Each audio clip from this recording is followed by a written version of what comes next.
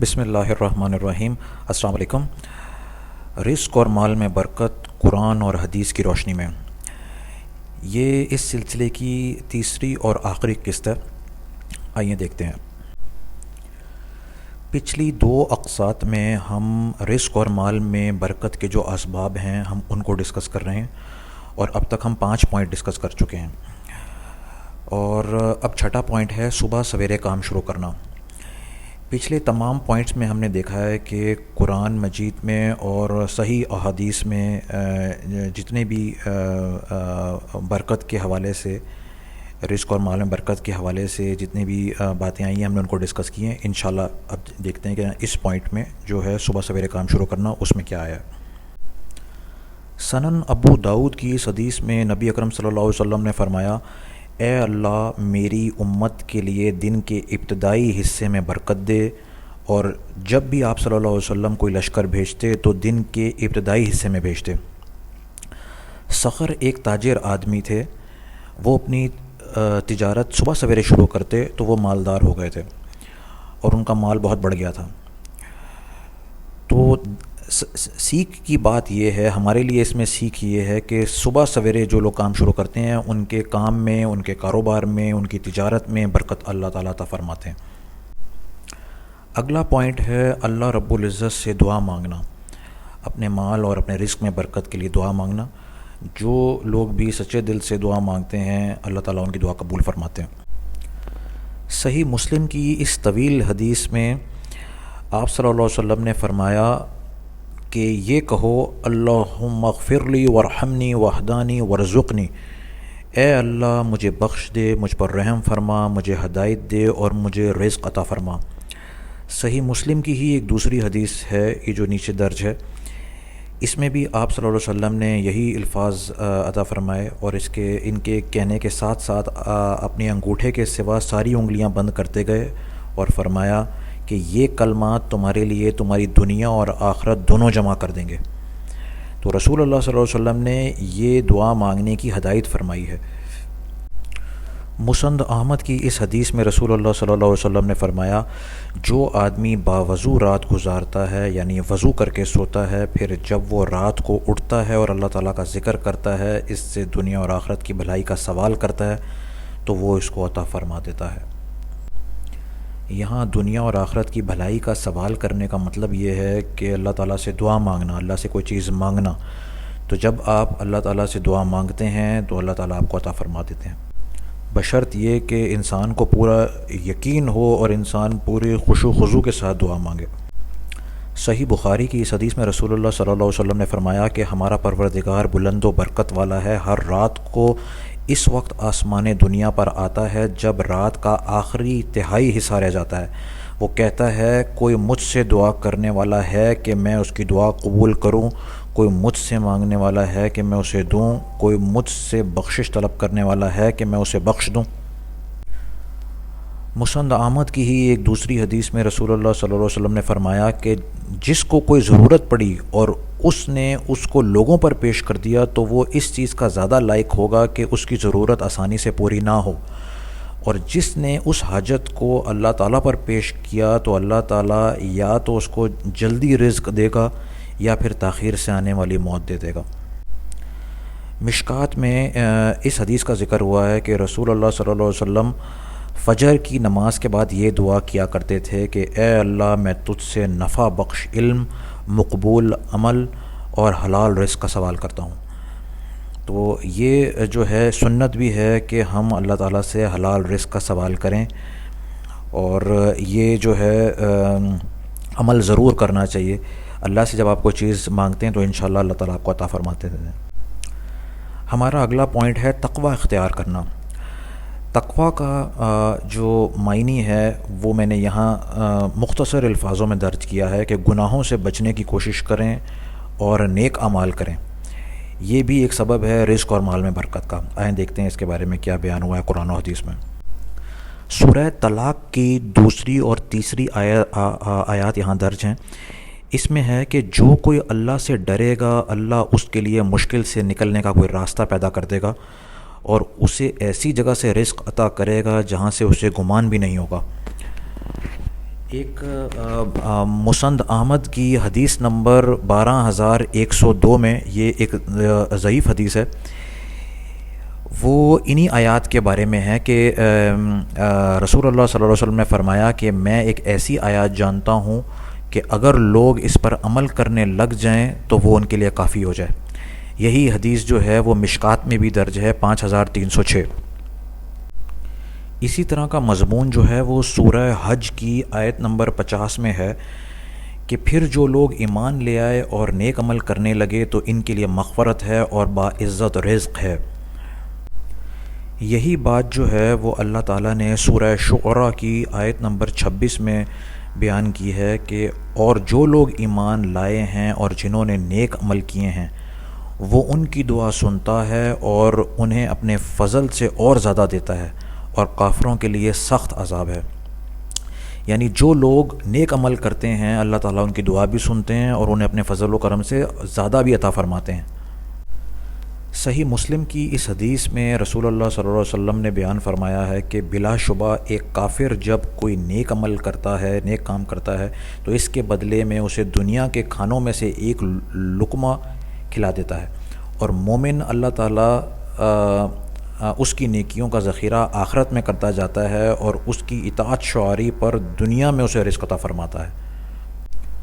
مسند احمد کی اس حدیث قدسی میں رسول اللہ صلی اللہ علیہ وسلم نے فرمایا، اللہ تعالیٰ نے کہا اے آدم کے بیٹے تو میری عبادت کے لیے فارغ ہو جا اور میں تیرے سینے کو غنا سے بھر دوں گا اور تیری فقیری کو ختم کر دوں گا، اور اگر تو نے ایسا نہ کیا تو تیرے سینے کو مصروفیت سے بھر دوں گا اور تیری فقیری کو پورا نہیں کروں گا۔ یہاں یہ بات قابل غور ہے کہ آپ دیکھیں کہ عبادت کرنے سے جو ہے وہ آخرت کا بھی فائدہ ہو رہا ہے اور دنیا کا بھی فائدہ ہو رہا ہے۔ دنیا میں بھی اللہ تعالیٰ جو ہے وہ رزق عطا فرما رہے ہیں اور اس کی فقیری کو ختم کر رہے ہیں۔ جامع ترمذی کی اس حدیث میں رسول اللہ صلی اللہ علیہ وسلم نے فرمایا کہ اگر تم لوگ اللہ پر توکل کرو جیسا کہ اس پر توکل کرنے کا حق ہے تو تمہیں اس طرح رزق ملے گا جیسے کہ پرندوں کو ملتا ہے کہ صبح وہ بھوکے نکلتے ہیں اور شام کو آسودہ واپس آتے ہیں۔ اللہ تعالیٰ پر توکل کرنا، ہر چیز کے لیے اللہ تعالیٰ پر بھروسہ رکھنا، یہ ایمان کا بہت اعلیٰ درجہ ہے اور یہ بھی عبادت میں شامل ہے۔ مسند احمد کی اس حدیث میں رسول اللہ صلی اللہ علیہ وسلم نے فرمایا کہ بے شک آدمی گناہ کا ارتکاب کرنے کی وجہ سے رزق سے محروم کر دیا جاتا ہے، اور کوئی چیز تقدیر کو رد نہیں کر سکتی ماں سوائے دعا کے، اور صرف نیکی ہی ہے جو عمر میں اضافہ کرتی ہے۔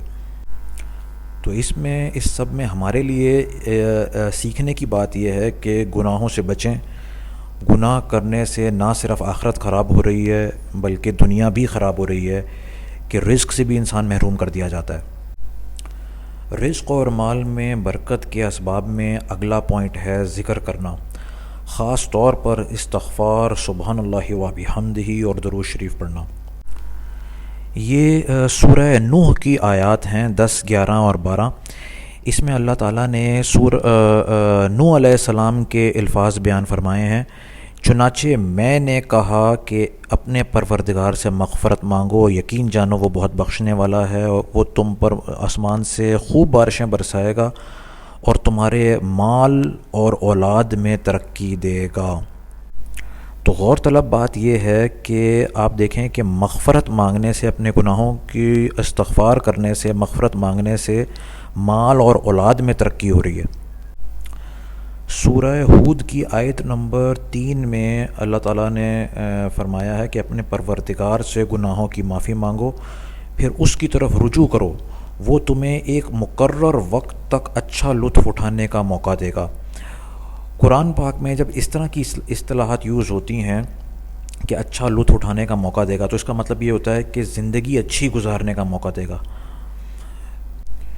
یعنی گناہوں پہ اگر آپ معافی مانگتے ہیں تو آپ پہ وہ فضل و کرم اللہ تعالیٰ فرماتے ہیں۔ سورہ ہود کی آیت نمبر 52 میں یہاں پہ حضرت ہود علیہ السلام کے الفاظ درج ہیں کہ اے میری قوم، اپنے پروردگار سے گناہوں کی معافی مانگو، پھر اس کی طرف رجوع کرو، وہ تم پر آسمان سے موسلا دھار بارشیں برسائے گا اور تمہاری موجودہ قوت میں مزید قوت کا اضافہ کرے گا، اور مجرم بن کر منہ نہ موڑو۔ یہاں بھی اس سے پہلے والی آیت جیسے ہی الفاظ ہیں کہ گناہوں سے معافی مانگنے پر اللہ تعالیٰ جو ہیں وہ آپ کی دنیاوی قوت میں اضافہ فرما دیتے ہیں، بے شک وہ اولاد کی شکل میں ہو، بے شک وہ مال کی شکل میں ہو۔ استغفار کا ذکر کرنے کے بعد یہ جو حدیث ہے مسند احمد کی، یہ درود شریف پڑھنے کے بارے میں ہے کہ ایک آدمی نے کہا کہ اے اللہ کے رسول صلی اللہ علیہ وسلم، آپ اس کے بارے میں بتائیں کہ اگر میں اپنی دعا کا وقت آپ پر درود بھیجنے میں لگا دوں تو آپ صلی اللہ علیہ وسلم نے فرمایا کہ تو اللہ تعالیٰ تجھے ہر اس چیز سے کفایت کرے گا جو تجھے دنیا اور آخرت کے معاملے میں غمزدہ کرتی ہے۔ یعنی آپ اگر اپنی دعا کے وقت میں اگر درود شریف زیادہ سے زیادہ پڑھیں گے، انشاءاللہ تعالیٰ دنیا اور آخرت دونوں میں فائدہ ہوگا آپ کو۔ مسند احمد کی اس طویل حدیث کے آخر کے الفاظ ذرا آپ غور فرمائیں کہ میں تم کو سبحان اللہ و بحمدہ کہنے کا حکم دیتا ہوں، کیونکہ یہ ہر چیز کی نماز ہے اور اسی کی وجہ سے ہر چیز کو رزق دیا جاتا ہے۔ ایک دوسری حدیث میں اس طرح کے بھی الفاظ درج ہیں کہ اللہ تعالیٰ کو سبحان اللہ و بحمدہ سبحان اللہ العظیم کہنا بہت پسند ہے۔ اللہ تعالیٰ کو یہ کلمات آسمان اور زمین میں جتنی بھی چیزیں ہیں ان سب سے زیادہ پسند ہیں، تو زیادہ سے زیادہ سبحان اللہ و بحمدہ کہا کریں، اس کی وجہ سے انشاءاللہ تعالیٰ اللہ پاک آپ کے رزق میں برکت عطا فرمائیں گے۔ رزق اور مال میں برکت کے حوالے سے اگلا پوائنٹ ہے قرآن شریف پڑھنا۔ سورہ مائدہ کی آیت نمبر 66 میں یہ الفاظ درج ہیں کہ اور اگر وہ تورات اور انجیل اور جو کتاب اب ان کے پاس ان کے رب کی طرف سے بھیجی گئی ہے یعنی قرآن، اس کی ٹھیک ٹھیک پابندی کرتے تو وہ اپنے اوپر اور اپنے پاؤں کے نیچے ہر طرف سے رزق کھاتے۔ یعنی قرآن شریف پڑھنا اور اس پر عمل کرنا جو ہے وہ بھی رزق میں اضافے کا ایک سبب ہے، ایک جو ہے اس کی وجہ سے اللہ تعالیٰ آپ کے رزق کو بڑھا دیتے ہیں اگر آپ قرآن شریف پہ عمل فرماتے ہیں تو۔ صحیح مسلم کی اس حدیث میں الفاظ درج ہیں کہ سورہ بقرہ پڑھا کرو کیونکہ اسے حاصل کرنا باعث برکت اور اسے ترک کرنا باعث حسرت ہے۔ تو آپ لوگ سب جو ہیں وہ سورہ بقرہ کا اپنے گھر میں ضرور اہتمام رکھیں۔